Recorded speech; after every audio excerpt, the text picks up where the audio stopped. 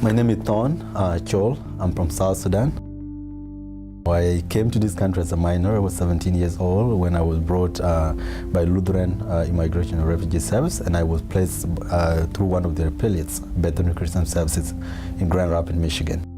So coming to America, I was already excited that this was a moment for myself to transform my life and also to begin a new life in a new country that, will be my own home. What really made a huge difference was my social worker.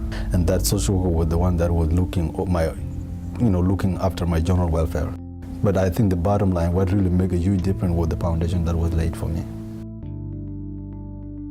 In 2009, it was an Advocacy Day. And I think Lutheran, called Michigan, and they said, do you guys have a client that might come and participate? So my former supervisor, when I was in care, actually called me in DC and said, look, there is a program going on, so I'm going to connect you with someone in the DC office.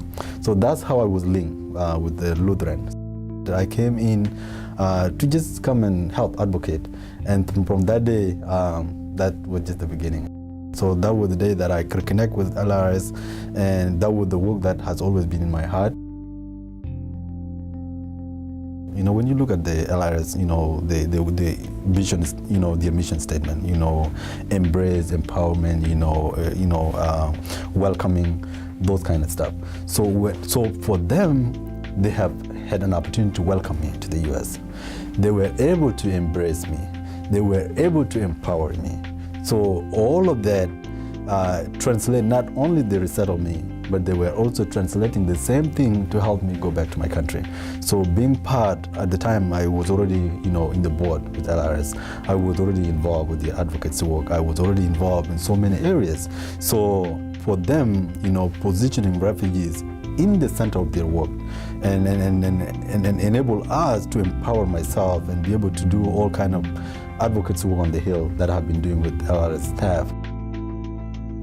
For the most part of my life, I have lived as a refugee. And to have an opportunity to sit among people that not only they come to do the work, but they have a heart and passion for what they do. So for me to be among people that really just all they think of is that person in darkness, is that person that is struggling, is that person that is in turmoil, is that person that has been displaced, is that person that is struggling.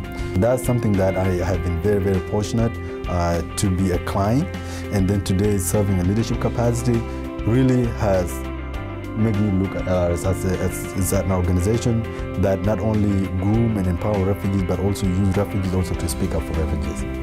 I know the holiday season probably hasn't given you a moment to breathe, let alone consider what year-end gift you can make to support the mission of LIRS.